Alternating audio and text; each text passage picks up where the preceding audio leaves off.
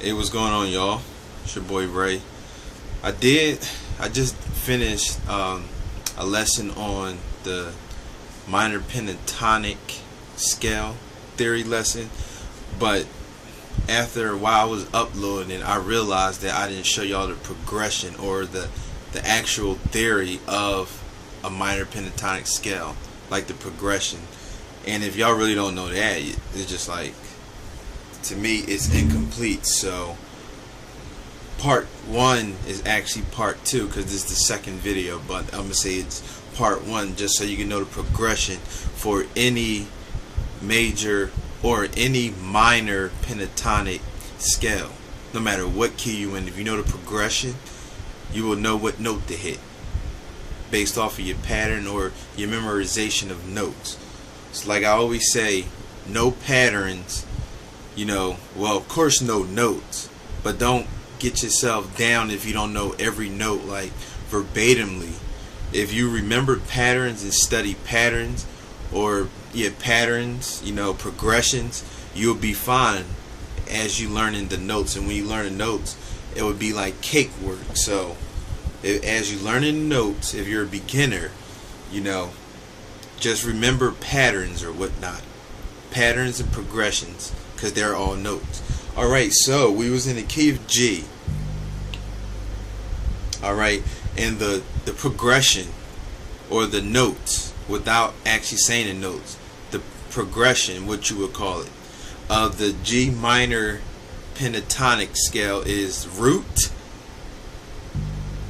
minor third, 4, 5, minor 7, and octave. Or you can call it 8, or you can call it 1. Alright? So you got the root, the minor third, the 4, the 5, the minor 7, and the octave. Again, that's the root, the minor third, or flat third. The minor, when you hear like a minor or a flat, is all referring to the same thing. It's just that the note that's related to that scale is flattened, because we base notes off the their relationship or their progression towards the major scale or the Ionian scale, which is 1, 2, 3, 4, 5, 6, 7. And if it's a flat note, it means it's just a half step down. Alright, so the G major scale, it would be 1, 2, 3, 4, 5, 6, 7, which is whole, whole, half, whole, whole, whole, half. That's the progression. Alright, the difference between the first and the second note is a whole step. The difference between the second and the third is a whole. The difference between the 3 and the 4 is a half. The difference between the 4 and the 5 is a whole. 5 and 6 is a whole. 6 and 7 is a whole. And 7 in root, or 7 in octave, is half. So it's whole, whole, half, whole, whole, whole, half. 2WH, 3WH. Alright, that's the progression to find every note in any major scale.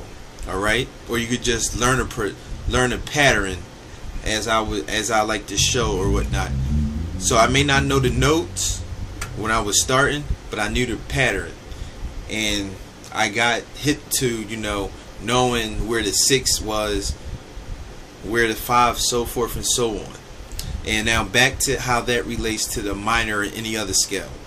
Every note is based off of the minor scale. Off the major scale. That key's major scale.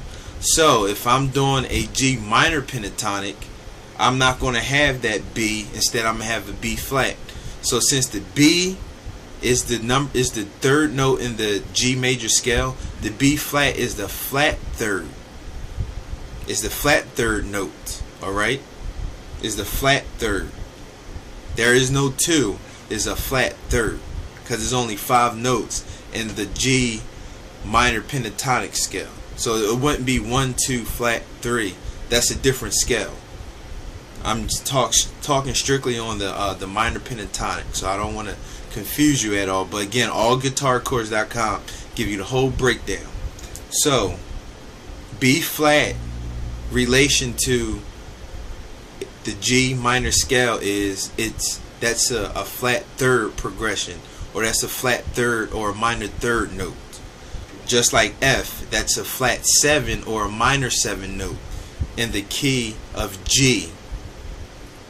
Even if you're talking a major scale, it's just these notes are flattened because the note next to her going up a half step is a major note, which would be the 3 and the 7 respectively. Alright, so one more time for the G minor pentatonic progression or pattern is root, minor third, 4, 5, minor 7, octave. Alright, so after you got that, apply it to like all scales, all keys and everything, and you'll be fine. And now you can go watch part 2 where I go in depth on how to do some licks or whatnot and get you your licks starting. And if you already know licks, maybe just some extra ideas, you feel me? Alright, peace.